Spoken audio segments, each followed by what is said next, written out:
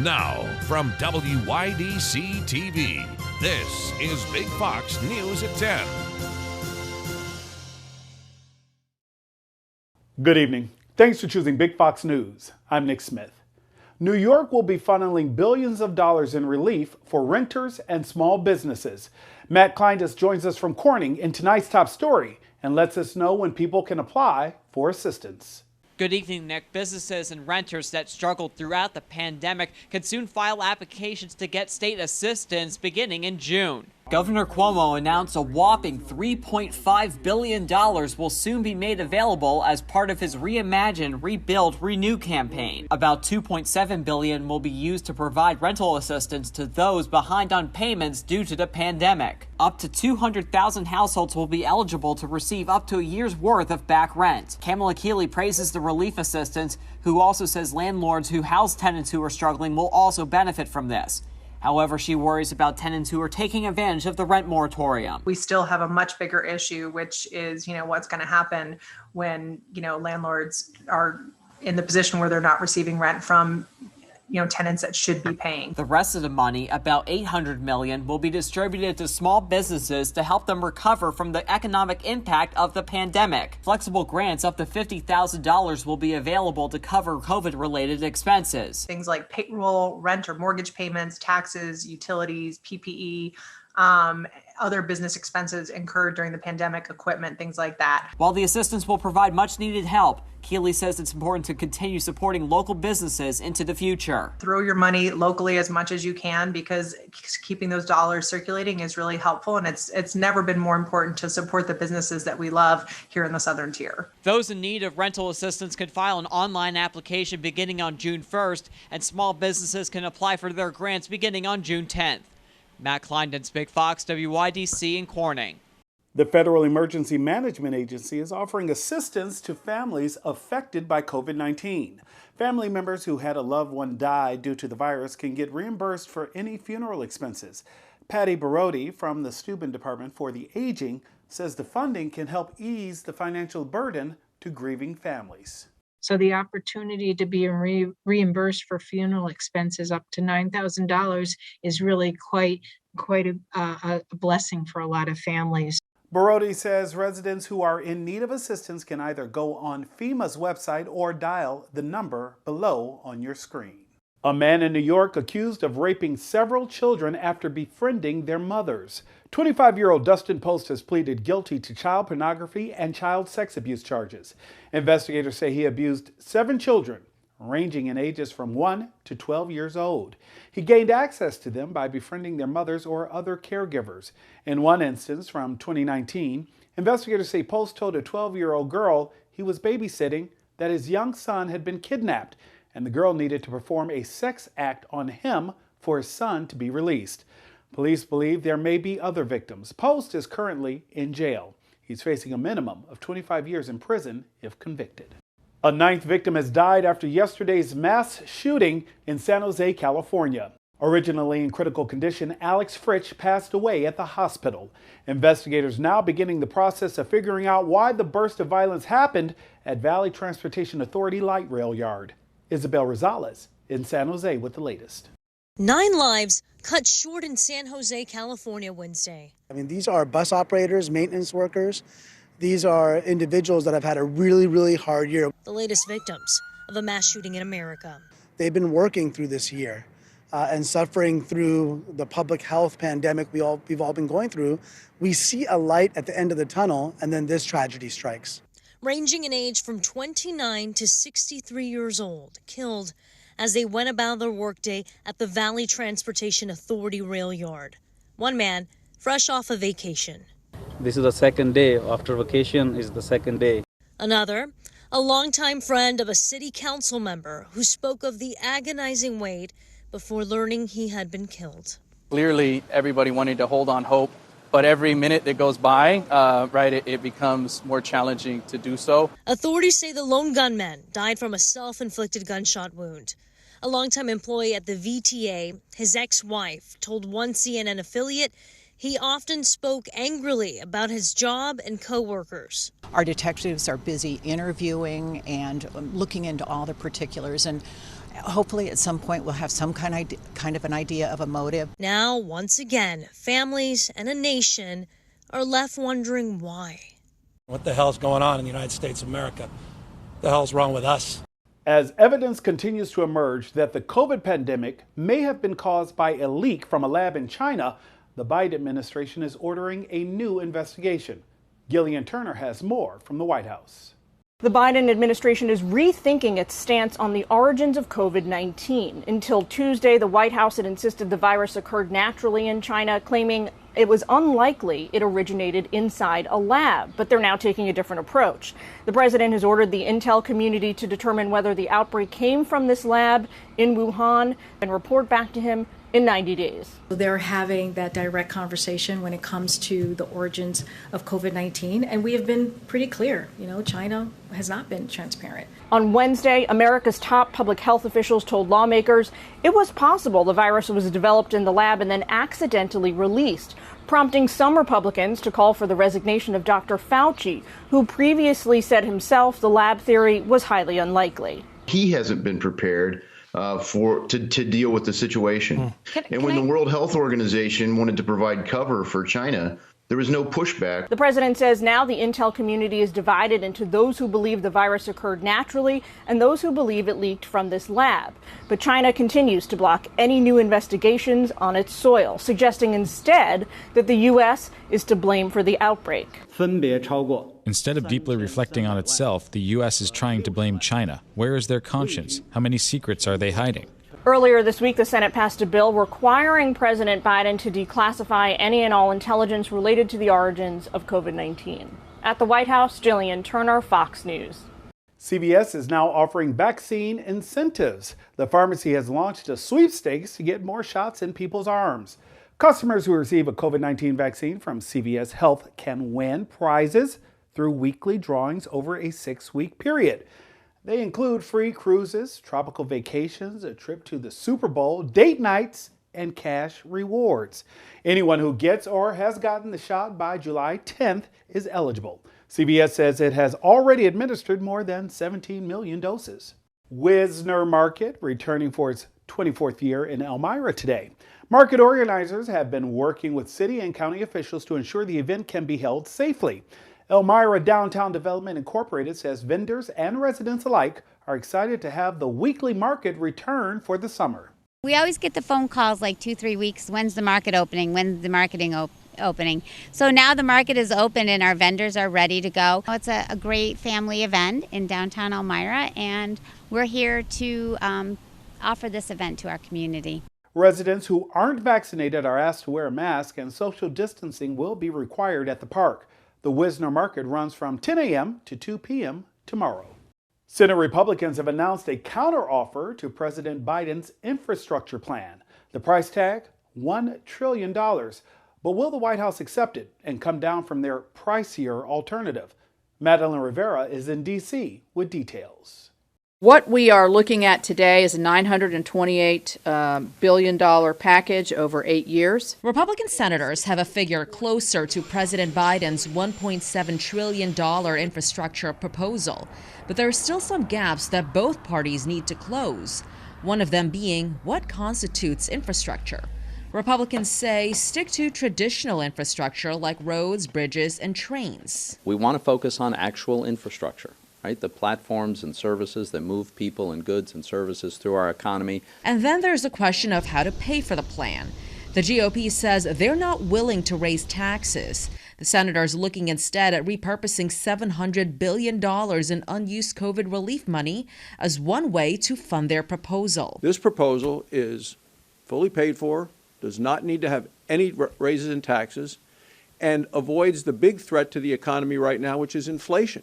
Inflation is the number one threat to our nation right now in our economy. Democrats say there's simply not enough unspent COVID money to pay for the deal like Republicans want. As talks continue, the White House insists it wants a bipartisan deal, but also says the country needs to make strong investments. These plans that we're talking about is actually an investment in our country, an investment in people, an investment in families that we need, that we have long needed. President Biden will deliver remarks on the economy in Cleveland Thursday afternoon, and he will reportedly release a $6 trillion budget proposal on Friday. In Washington, Matt Rivera, Fox News. Still ahead tonight, an inspiring essay about stuffed animals helped a New Jersey teenager get into 20 colleges, including 6 Ivy League schools. So when I had like negative encounters and whatnot, I would kind of like come home and like if I was ever just sitting in my bed, like Big Dog was there, it was kind of like a reassuring object for me. Coming up, the special significance of the stuffed animal and how he says it helped him come to terms with his race. Here's your local stock market update from Big Fox.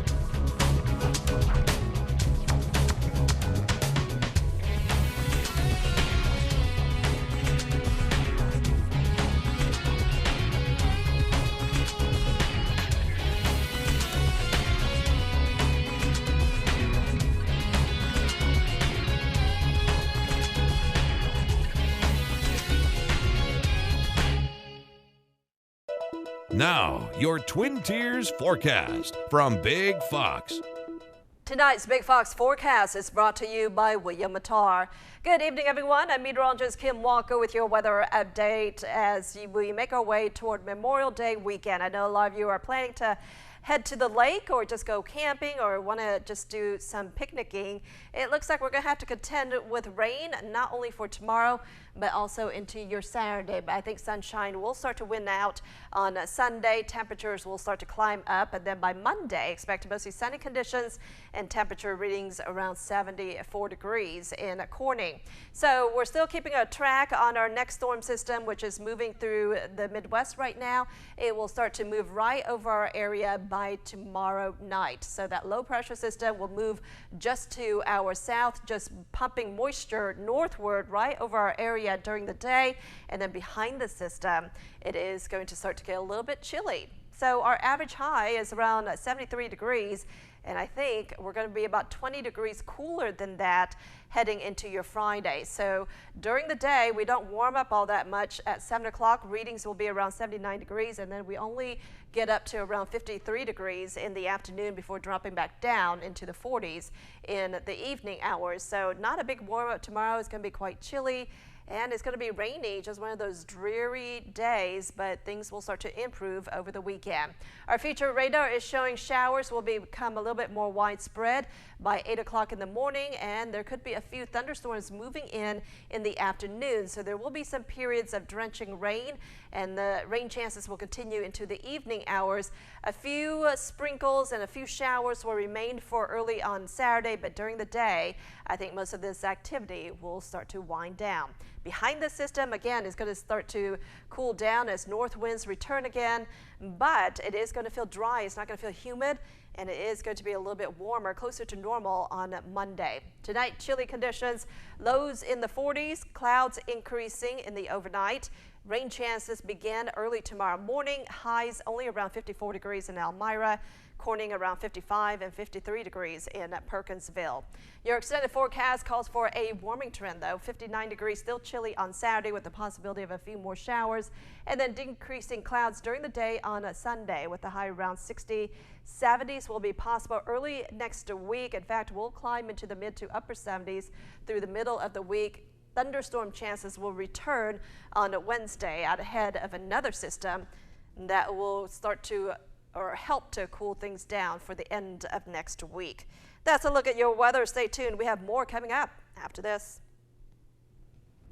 Parents of a 2-year-old boy are in custody after he was accidentally shot inside their home. Investigators say the parents tried to make it look like a drive-by shooting due to the father's criminal history. Ken Lemon has the story. 911. It was a frantic call for help. My son's been shot. He's 2 years old. Investigators say Tiana Jumper told the dispatcher her son, Raquez Clark, was hit by a shot from a drive-by shooter. That mother in tears on Mother's Day, holding her son with a life-threatening wound and so pained on the phone that the dispatcher expressed his sympathy. Should I hurry? My son's shot. Yeah, they're coming, ma'am. They're coming as fast as they can. I can't imagine what you're going through, but they are coming. But investigators now say they know what happened here. They say the child was accidentally shot with a gun inside the house, and this bullet hole was made to look like a shot came from outside. The sheriff said they had a hunch early on. Once on the scene, investigators began to feel as though that it was not a drive-by. The child's father, Lucentio Clark, is a felon who was convicted of second-degree murder in 2005. Just having a gun in the house would have been a violation for him. Investigators say Clark and Tiana Jumper staged the scene, and they stayed close to their son at Levine Children's Hospital until they were arrested last night. Today, Clark told a judge that he and his wife were sleeping when the shooting happened. While in court, neither of them mentioned their son, who is still recovering. He's going to be scarred for life.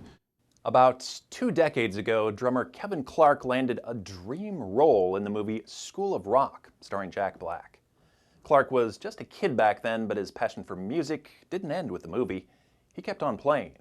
All that came to an abrupt and tragic end early yesterday, when Kevin was struck and killed by a car while riding a bicycle. Kate Kagirin reports. He was the heart. He always was thinking of other people, always. Allison Clark remembering the last time she saw her son Kevin. And was leaving for the train, and I was leaving to go to work, and he just said, "Wait, Mom, you got to give me a hug first." And he gives me a big hug and says, "Don't forget I love you." The 32-year-old died tragically after a driver hit him while he was biking home overnight. We all got the news this morning, and we just couldn't believe it. He was a bright and shining light that was put out far too early. His friends remembering the talented musician for the energy he would bring to every set. Every time Kevin was on stage behind a drum kit, he always had a big, goofy grin on his face. His light was so huge. Like, he was so positive. He just had this amazing energy about him. Kevin Clark was also known for his role in the film School of Rock, starring Jack Black, the actor posting this tribute to Clark tonight. Allison still remembers the moment when they found out he got the role of Freddie Jones. He's in the car. I run in to get the pizza. I come back, and he goes, "Mom, you ready to go to New York?" I'm like, "What are you talking about?" He goes, "I got the part." Clark, just last Saturday, together with his new band, Jess Bess and the Intentions, played their first show together. He goes, I'm so excited. Of all the projects I've done, this is the one that's going to go somewhere. Tonight, fellow musicians in Highwood hosted this tribute show in his honor. It's like it's this huge vacuum, I feel like, especially here in town. He's leaving a huge void. And while he will be remembered for his talents and passion, Clark's mother says more importantly, his hugs and his phone calls.